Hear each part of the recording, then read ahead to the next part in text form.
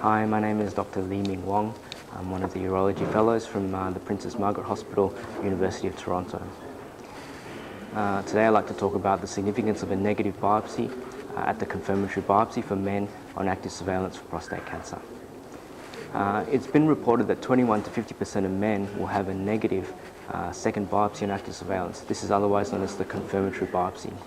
So we wish to investigate in this cohort of men if they were truly protected from having pathological progression. The inclusion criteria we used for our centre were pretty standard. PSA has to be less than 10, clinically a T2 feeling prostate or less, no more than 3 cores positive involved, no more than 50% of a single core, and of course Gleason sum 6 or less.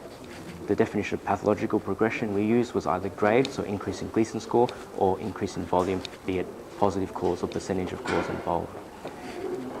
We had just over 500 men that had 2 biopsies on active surveillance. We take a 13 to 17 core biopsy for the confirmatory biopsy. And as we were looking at outcomes after the second biopsy, we could only analyze men that had 3 or more biopsies, and the total number of men analyzed was 286. Of these 286 men, 52% had no cancer at the second biopsy and 48% had cancer, but still satisfying active surveillance criteria. We then looked to see at the proportion of men that had pathological progression in these 2 groups, and we found a significant difference. For men that had no cancer, 23.5% of them had progression, whereas those that did have cancer at the second biopsy, 40.1% went on to have progression. The progression-free survival at 5 years was also significantly different, with men with no cancer at the second biopsy having 85.2% progression-free survival at 5 years, versus those that had cancer at the second biopsy having a 67.3% progression-free survival.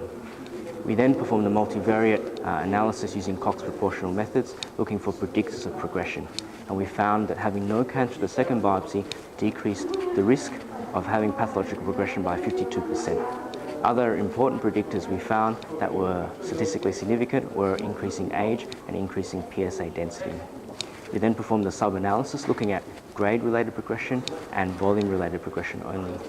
No cancer at the second biopsy was only associated with a decreased risk of volume-related progression, as was PSA density. Age was the only predictor of increased risk of grade-related progression.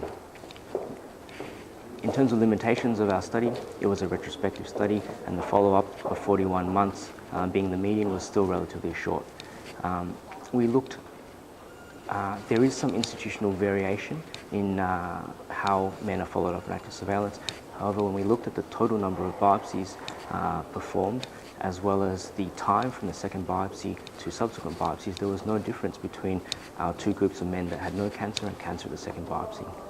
So to conclude, men with a negative confirmatory biopsy on active surveillance are protected from volume-related progression, but not grade-related progression, and this needs to be taken into account when counselling men on active surveillance. Thank you.